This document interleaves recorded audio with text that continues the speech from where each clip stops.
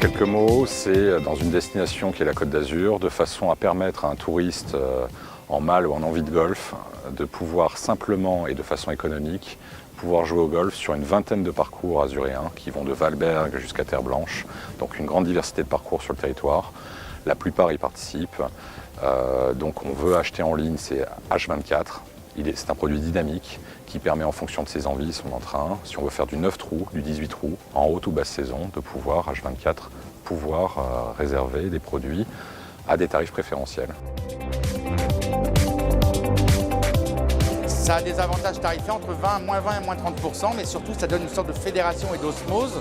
Et l'objectif avec le portail également, c'est d'associer l'art de vivre. Ça, c'est l'étape de lundi qui va sortir, où on trouve beaucoup de bonnes adresses, on va dire golf-friendly. L'objectif est vraiment d'associer le territoire, les acteurs du Var et des Alpes-Maritimes à cette dynamique pour avoir les répercussions.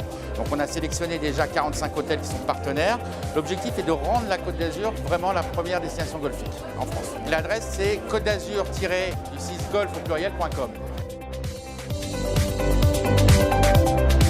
C'est un moment exceptionnel parce que c'est 20 golfs qui se mettent autour de la même table pour pouvoir proposer une offre dans un environnement qui est vaste. La concurrence est féroce et rude entre les territoires.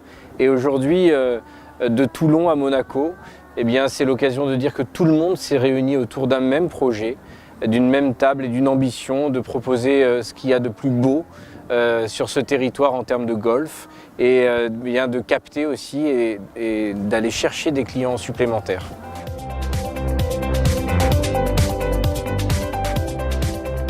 Il y a un enjeu touristique évident. L'objectif que défend le CRT Côte d'Azur France, dont j'ai la responsabilité, c'est de doubler le nombre de séjours liés au sport en général. Je suis archi convaincu que le sport est un déterminant, un facteur du choix d'une destination. Et puis c'est une très belle opération parce qu'elle a été faite en transcendant les frontières administratives. Nous travaillons Antibes, Grasse, Cannes, Le Var, avec des partenaires privés, donc frontières administratives, mais également on a des partenaires publics-privés, on défend les intérêts des contribuables et avec un moteur qui a été l'Office du tourisme de Grasse, et je tiens à saluer sa présidente, son directeur et bien sûr son maire Jérôme Viau, avec qui je travaille merveilleusement bien. L'ambition, c'est effectivement de développer le tourisme, l'économie aussi qui va autour de ce tourisme, de ces hébergements, de ces personnes qui viennent fréquenter nos territoires, nos villes, nos villages. Et c'est l'ambition aussi qu'il y a derrière ce projet de Golf Pass. On est très fiers de ça et avec David Lisnard, on a voulu porter fortement ce projet et aujourd'hui il voit le jour.